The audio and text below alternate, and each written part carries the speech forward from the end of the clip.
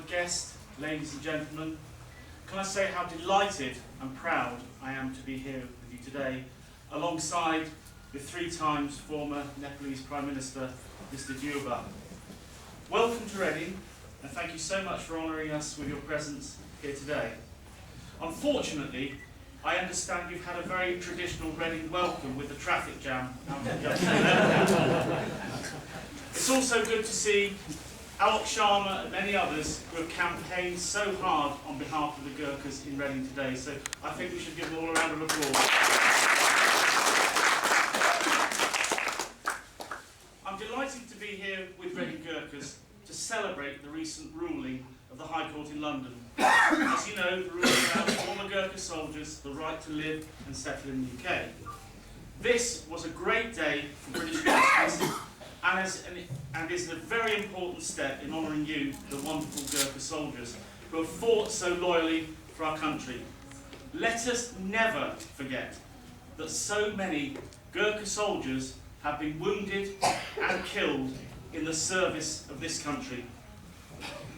In David Cameron's speech at the recent Conservative Party conference, he told the government, and I quote, "Do not appeal this decision." And I wholeheartedly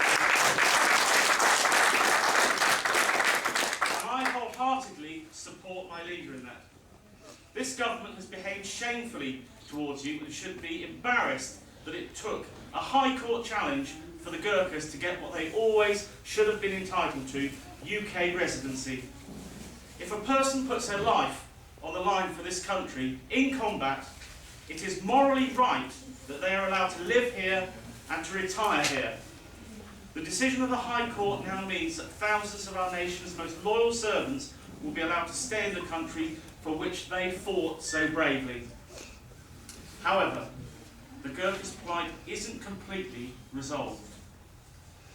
You are embroiled, as others have said, in a new battle, far from the conflict zone, this time with the Ministry of Defence. Last year, you appeared to have won equal pension rights in line with your fellow soldiers. Your pensions, you were told, would be brought into line with those for the rest of the British Army, and you would have the option of transferring into the Armed Forces pension scheme, and your retirement income would increase 5-fold.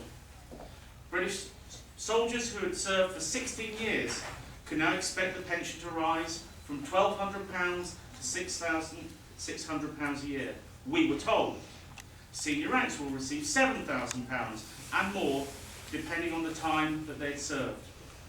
But the deal was not as good as it looked. Firstly, it was not available to the 22,000 Gurkhas who retired before July 1997, like so many of you here today. Secondly, for those who could apply, there was a discrepancy in how years of service would be valued, with the time spent before July 1997 calculated in a way that favoured the government's view. Why the government refuses to include all Gurkhas in this ruling is quite beyond me. The British public, as others have said, almost unanimously agree that the Gurkhas should be treated equally, whether serving before or after 1997. The terms of the pension offer are illogical, they're unfair, and amount to unjust treatment of a dedicated group of ex-servicemen and women.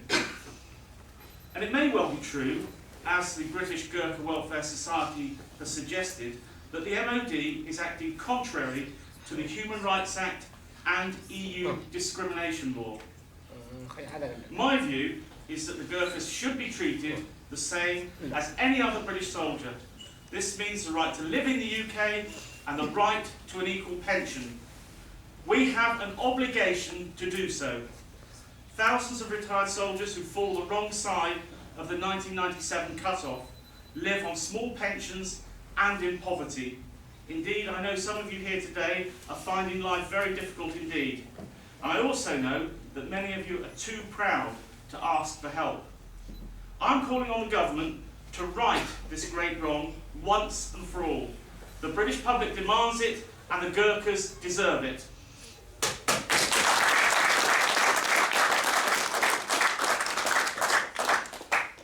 I say this to Gordon Brown: take heed of the High Court's ruling, allow the Gurkhas to stay in the UK, and solve the pensions injustice once and for all.